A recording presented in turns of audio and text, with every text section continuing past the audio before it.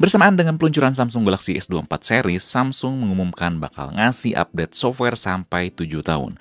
Sama kayak Google Pixel, beberapa brand pun ada yang ngasih update software cukup panjang ya, sampai 5 tahun. Katakanlah Xiaomi, OnePlus, dan lainnya. Nah, pertanyaannya apakah update panjang tuh penting ya, atau cuman gimmick doang gitu?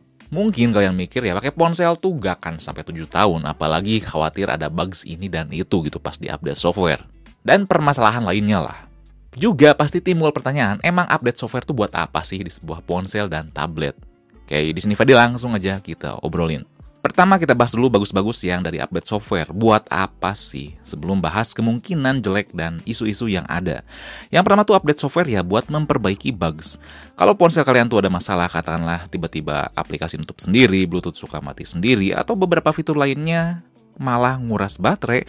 Nah, update software di sini bisa memperbaiki hal tersebut. Maka dari itu, kalau kalian tuh ngadepin beberapa masalah, selain update aplikasi di aplikasi store-nya, juga coba update software. Biasanya ada sukses yang diperbaiki. Lalu kedua tuh menambahkan fitur. Beberapa ponsel misalkan secara spek hardware tuh udah didukung beberapa fitur, mulai dari eSIM, frekuensi tertentu di jaringan 5G, dan fitur lainnya. Tapi gak dikit pas kita beli tuh fitur tersebut belum ada. Jadi kita harus nunggu dulu update software. Hal ini tuh masuk ke fitur software ya. Misalkan di One UI Samsung nih, kan belum lama ini seri selain Galaxy S24 tuh bisa menikmati Galaxy AI ya. Nah, itu tuh dapat melalui update software, bukan tiba-tiba dapat tanpa diapa-apain. Atau juga fitur simple screen recorder atau fitur ecek-ecek software lainnya biasanya ada yang belum ada pas versi awal dan baru diberikan di update mendatang. Nah, ketiga, meningkatkan performa dan kenyamanan experience ponsel. Secara software pun performa mesin bisa ditingkatkan. Katakanlah pas multitasking jadi minim lag, main game jadi lebih lancar, dan termasuk performa atau manajemen baterai pun bisa lebih baik. Lalu bisa juga memperbaiki dan mengkalibrasi layar jenis OLED. Saya pernah bahas ini ya, panjang lebar dulu waktu di review Poco F3 tentang layar OLED itu ada bercak hijau gitu ya kalau di kecerahan rendah dan dikit terlihat. Dan gak dikit di ponsel yang punya layar OLED ngalamin kayak gitu. Nah, singkatnya tuh ini terjadi karena kekompleksan warna internal layar OLED, namun bisa dikalibrasi melalui update software. Yang dimana di forum-forum internet pun banyak yang mengalami hal itu dan ada yang sukses hilang masalahnya melalui update software. Lalu nomor 4 tuh yang gak kalah penting, meningkatkan keamanan. Ini gak kalah penting ya, si update software tuh bisa memberikan patch keamanan biar ponsel atau tablet kita tuh makin aman, karena gak dapat dipungkiri tiap hari itu mau itu adware, malware, atau hacker dan sejenisnya berbahaya tuh bisa menyusupi tablet kita. Entah sekedar buat masukin iklan, nyuri data, atau masalah lainnya. Nah, update software melalui patch keamanan tuh bisa meningkatkan keamanan, di samping virus dan malware tuh ikut meningkat juga. Maka dari itu sebenarnya di sebuah ponsel atau tablet berbasis iOS, Android, atau Harmony OS tuh gak perlu dipasang antivirus. Karena ini tuh udah banyak penelitiannya ya, bahwa antivirus di sistem operasi ponsel atau mobile tuh gimmick, useless, nggak berguna. Cukup dengan rajin update software, update aplikasi, dan gak sembarangan install ini tuh di luar aplikasi store resmi. Termasuk gak sembarangan download aplikasi, lagu, atau film yang ilegal. Itu tuh udah cukup. Lalu kelima tuh meningkatkan compatibility dengan software pihak ketiga dan hardware yang ada. Ini tuh gak kalah penting. Katakanlah kalian tuh biasa main PUBG ya, terus mentok di 60 fps. Gak ada settingan 90 fps, padahal secara hardware tuh memumpuni. Atau kalian selalu update foto di Instagram, tapi hasilnya tuh burik. Atau entah kenapa, tiap buka aplikasi tertentu tuh selalu ngehang di tengah jalan, gak berjalan optimal. Nah, selain harus update aplikasi, update software di ponsel tuh bisa membantu menyeimbangkan hal tersebut dengan aplikasi pihak ketiga. Sehingga inti dari 5 poin tadi tuh keseimbangan antara hardware, software ponsel, dan software dari pihak ketiga semakin sinkron dan baik seiring update software dilakukan. Langsung kita masuk ke jeleknya nih. Yang dikhawatirkan yaitu tentu bugs. Nah, jeleknya ini tuh ada di bugsnya atau malah ada gangguan yang bertambah dibandingkan sebelum update software. Intermezzo dikit ya buat kalian yang belum tahu. Kenapa kalau ada gangguan atau hal aneh di software tuh disebut bugs? Karena singkatnya dulu waktu komputer awal-awal dikembangkan, dibuat yaitu di Harvard, ada gangguan teknis dan waktu diteliti, literally ternyata ditemuin ada serangga yang nyangkut di dalam komputer tersebut. Nah, udah gitu aja ya. Maka dari itu ada gangguan atau keanehan tuh disebutnya ada bugs. Nah, balik lagi ke bahasan nih. Gak dikit yang pas update software beres, itu malah ada bugs baru, entah baterai jadi boros, malah jadi nge-lag dan lainnya. Dan ini dialami bukan dari ponsel Cina atau perusahaan yang banyak jenis ponselnya. Di iPhone sekalipun yang jenis iPhone-nya tuh dikit, pasti aja ada bugs. Buat yang koar-koar di internet iPhone tuh paling mulus, bersih banget, gak ada gangguan, itu saya yakin mereka nggak punya iPhone. Atau punya iPhone tapi buat gaya-gayaan doang. Karena sepanjang saya pakai iPhone atau Android mahal sekalipun, bugs tuh pasti ada. Entah belum pernah diupdate atau selalu diupdate si softwarenya. Dan ada bugs tuh wajar ya, karena simpelnya katakanlah kalau ponsel zaman dulu tuh kayak diibaratin toko kelontong gitu. Karyawannya dikit, permasalahannya dikit, si stoknya tuh macamnya dikit gitu. Jadi kalau misalkan ada masalah tuh bisa dihandle dengan mudah ya, kekontrol.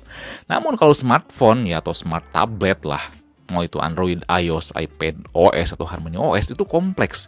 Kalau diibaratin tuh kayak perusahaan besar gitu, multinasional gitu, internasional. Yang banyak bagiannya, banyak karyawannya, banyak pemasarannya gitu. Tentunya juga banyak masalahnya.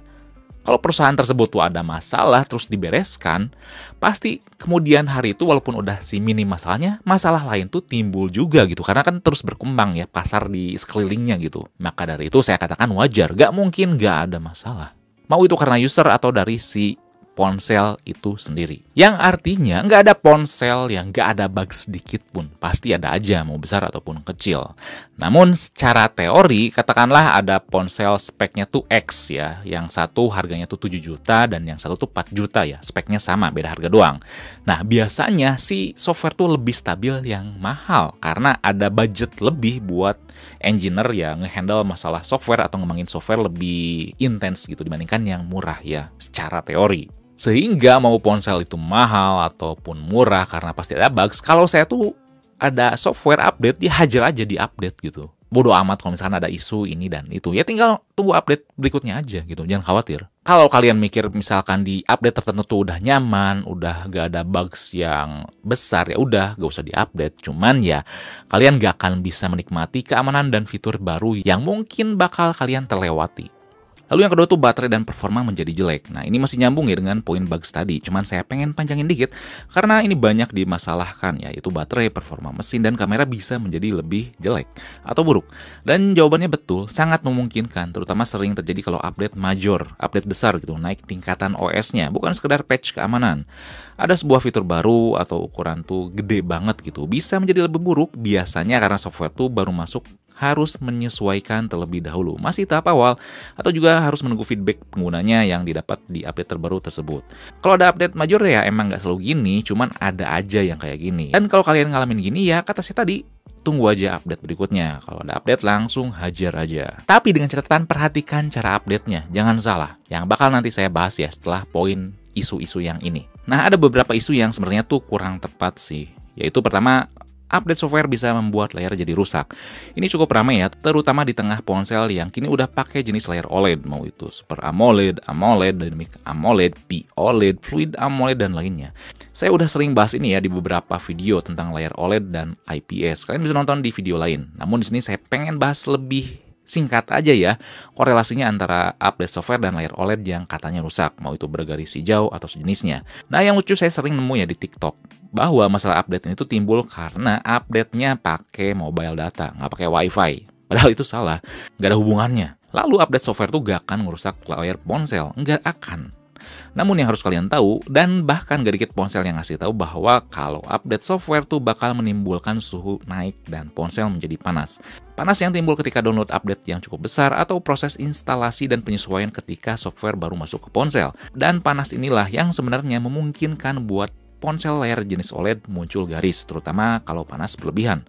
Atau ada juga yang si garis tuh muncul ketika malam hari. Pas bangun tuh tahu-tahu udah ada bergaris karena beberapa ponsel pun otomatis menginstal update software ketika malam hari. Ada settingannya ya. Panas berlebihan dari update software, terus katakanlah lingkungan tuh suhunya lagi tinggi atau pas tidur ketutupin bantal. Lalu panas berlebihan itu bisa merusak fleksibel atau konektor dari layar OLED. Maka dari itu dari beberapa jasa yang nawarin buat benerin layar bergaris tuh bisa dibenerin doang lewat fleksibelnya. Namun sebenarnya kalau kami ya sebagai jasa servis ponsel juga udah gak nanganin si benerin fleksibelnya aja. Karena gak awet, biayanya mahal tapi gak awet. Maka dari itu ya solusinya tuh ganti layar sepaket bersama fleksibelnya. Nah, yang kedua tuh memori internal makin kemakan. Katanya nih, ini juga pernah dibahas ya bahwa banyak yang bilang update software tuh bakal makan memori internal makin penuh aja. Nyatanya ya nggak gitu bos. Kalau ada update 10 GB katakanlah ya, setelah instalasi beres, memori internal tuh gak akan kemakan 10 GB. 10 GB itu cuma nimpa sistem yang lama. Bisa kemakan emang ya beberapa megabyte atau gigabyte, tapi dengan maksud buat nambahin fitur baru ya, bukan nambahin 10 GB total. Kalau kita download manual software atau firmware dari Samsung pun, misalkan nih ya, ada Samsung Galaxy S23 FE, kita lihat size Android 13 tuh nyampe 6,89 GB. Dan pas ada Android 14, lihat full size-nya tuh cuman 7 GB lebih dikit. Nggak jadi 14 GB ketika ada Android 14. Lalu yang ketiga tuh ngerusak ponsel ya. Ini masih ada hubungannya dengan poin pertama. Saya juga gak dikit ada klien yang datang dengan masalah Bluetooth gak bisa nyala, SIM card gak kebaca, gak bisa 4G dan masalah lainnya ketika beres update software. Dan ini kecil kemungkinan karena software. Biasanya tuh hardware. Dan kembali bukan karena update softwarenya sebenarnya, melainkan karena suhu berlebihan saat proses update. Kadang ada memang diakibatkan oleh software. Katakanlah korup lah, misalkan si softwarenya, atau di tengah jalan tuh habis baterai. Tapi biasanya kalau memang karena software ada gangguan pas proses update, ada tulisan update gagal gitu, ponsel tuh gak akan nyala, tapi ya stuck di logo. Kalau setelah update tuh nyala sukses dan ngalamin suatu hardware fitur yang bermasalah, lalu kalian baca di forum pun gak ada yang ngalami masalah kayak kalian, berarti fix ya suhu yang tinggi saat update software merusak hardware kalian. Sehingga ada 3 tips penting yang harus kalian perhatikan biar update software tuh aman. Yang pertama tentu masalah baterainya harus aman. Pastikan baterai itu lebih dari 50%. Apalagi kalau misalkan nanti update software itu panjang. Dan saya nggak anjurkan sambil ngecas sih. Karena biasanya kalau ngecas tuh ada suhu tambahan gitu dari waktu pengecasan. Jadi khawatirnya ada suhu berlebihan waktu update software. Kalaupun misalkan baterai kalian tuh emang ngedrop, jangan dipaksain update dan jangan dipaksain sambil ngecas. Mending ganti baterai dulu aja. Oke. Kedua tuh gak sambil dipakai intens. Kalau ada update software, apalagi update-nya tuh gede, jangan sambil dipakai intens atau bahkan ngegame. Karena takutnya update software tuh keganggu. Maka dari itu ada beberapa ponsel yang memang update-nya tuh berjalan cuman kalau kita diem di bagian opsi update software. Ada yang gitu ya, karena si vendor tuh cari aman. Lalu ketiga, jangan update pas lagi panas. Kalau memang sambil dipakai intens terus download masih jalan sih emang nggak apa-apa. Asalkan pas mau update-nya, pas proses instalasinya, pastikan suhu ponsel tuh udah adem. Jangan langsung sikat update. Atau kalau misalkan emang pengen aman banget ya bisa pakai cooler atau casingnya tuh bisa dibuka. Emang selama saya pakai ponsel gak pernah sih pakai cooler gitu ya pas proses update. Cuman kalau kalian takut banget dan pengen aman banget, pakai cooler emang bisa mempengaruhi suhu kok, sangat baik. Sehingga apakah update software yang panjang tuh diperlukan untuk pemakaian yang panjang dan apakah gimmick? Pertama tentu gak gimmick ya, karena kan tadi udah dibahas ya masalah fungsi dan enaknya tuh kayak gimana gitu. Dan update software panjang tuh sangat diperlukan ya, karena selama 7 tahun berarti ponsel kita tuh bakal berkembang ya. Selama pemakaian 7 tahun, pemakaian lama tuh ada hal yang terus baru gitu. Gak monoton itu aja. Dan pasti vendor pun udah memperhitungkan gitu, mana yang pantas dapat update software 7 tahun, mana yang 5 tahun, dan sebagainya. Karena bukan semata-mata berdasarkan harga doang gitu, tapi kapabilitas hardware-nya kayak gimana. Jadi memang diperlukan banget gitu, apalagi yang megang ponsel tuh bisa lama, 4 tahun lebih. Karena ada fitur yang baru dan keamanan yang terus ditingkatkan. Lalu kalau misalkan kalian mikir, ya saya emang nggak pakai ponsel 4 tahun lebih atau 2 tahun pun nggak nyampe. Ya udah gak masalah. Tapi kalaupun misalkan kalian tuh jual, barang yang update softwarenya panjang tuh punya nilai jual lebih gitu. Sehingga si calon pembeli itu bisa enak dan nggak khawatir si ponsel yang dia mau beli itu apakah update-nya udah stop atau masih lanjut. Namun, tentu ada yang dikhawatirkan selama update software, yaitu pertama, performanya. Apakah si ponsel tuh bakal terus bisa mengikuti perkembangan tahun gitu, perkembangan zaman atau enggak? Jawaban singkatnya, bisa. Kalau kalian pakai ponsel tuh itu aja dan sadar diri. Gini, katakanlah saya tuh punya ponsel gaming spek tinggi, update software nyampe 10 tahun ya, katakanlah. Dan sekarang saya main Genshin Impact, editing video 4K, terus main berbagai emulator tuh lancar. Tapi 5 tahun berjalan, terus ada game baru dengan spek lebih tinggi dibandingkan Genshin Impact, ada emulator yang lebih canggih. Apakah ponsel saya bakal selancar sebelumnya? Ya pasti enggak. Tapi bakal bisa tetap lancar kalau kalian tuh kebutuhan dan kerjaannya tuh itu aja. Masih seputaran editing video dan resolusi dan efek yang sama. Juga game-game yang spesifikasinya tuh ya kurang lebih sama kayak Genshin Impact. Namun sekali lagi bukan artinya kalau ponsel update panjang, katakanlah umurnya jalan 3 tahun terus ada game dan aplikasi baru, pas diinstal tuh gak akan jadi lemot 100%, gak gitu. Hanya saja, kalau si aplikasi atau game baru tersebut tuh punya fitur atau grafisnya tuh jauh dibandingkan dengan yang biasa kita pakai, pasti ya ponsel bakal kerasa lemot atau sedikit lemot. Ya sama kayak laptop spek tinggi, kalian bisa main lancar GTA 5, lalu pas muncul GTA 6 jadi lemot gitu. Wajar kan? Bukan berarti laptop kalian tuh buluk atau gimana gitu. Ya karena memang si game developer tuh ya punya perkembangan juga. Kalau laptop ya kan bisa ya ganti SSD atau RAM-nya yang speednya lebih kencang. Namun ponsel kan nggak bisa gitu. Jadi ya impact pemakaian panjangnya tuh bakal lebih kerasa agak lemot dibandingkan laptop yang bisa upgrade ini dan itu. Dan bakal lemot secara pasti setelah dipakai panjang kalau memori internal tuh makin penuh. Dan kalau pemakaian panjang, memori penuh tuh bakal bikin menjadi lag gitu.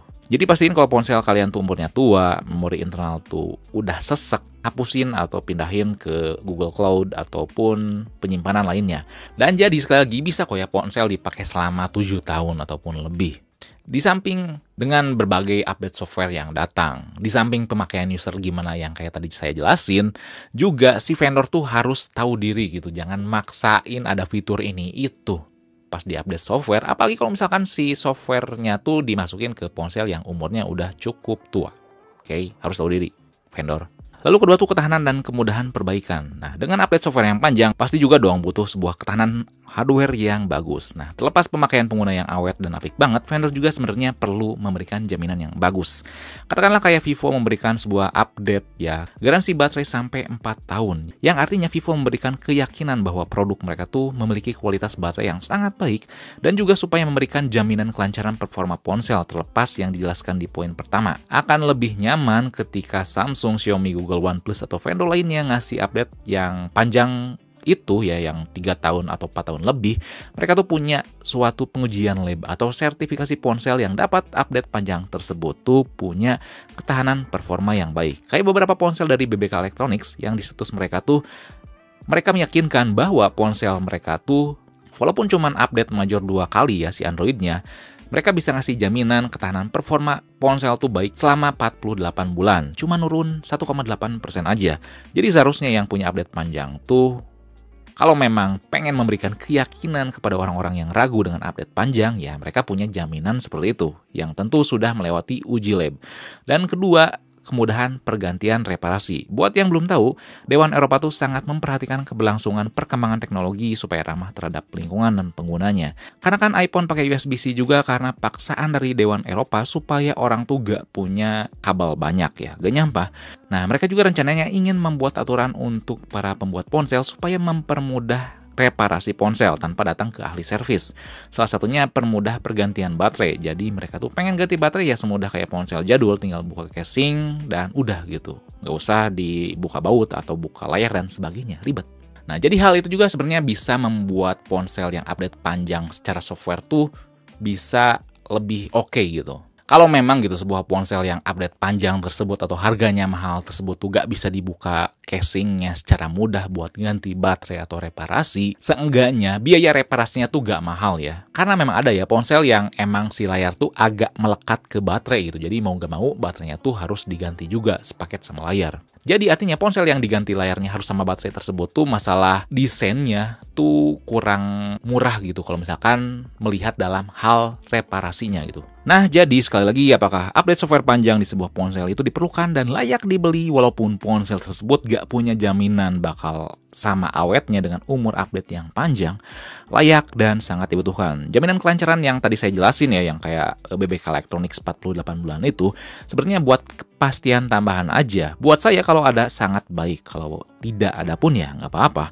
Karena kalau ada ponsel yang dapat update panjang pun artinya berarti software mereka tuh sebenarnya udah solid dan layak buat pertahanin lama di suatu ponsel yang punya spek yang udah sesuai gitu. Karena ya hardware-nya juga punya kapabilitas yang luas juga kayak si software-nya yang akan diberikan selanjutnya. Lalu jangan khawatir atau takut juga kalau ada update ini itu, asal memperhatikan tips yang saya tadi kasih ya. Oke, jadi sekian aja ya obrolan video kali ini. Kalau misalkan masih bingung, kalian bisa tulis komen di bawah dan jangan lupa juga buat like, share, subscribe Fixme. Lalu nyalain lonceng notifikasinya biar gak ketinggalan video berikutnya. Oke, di sini Fadil, peace out.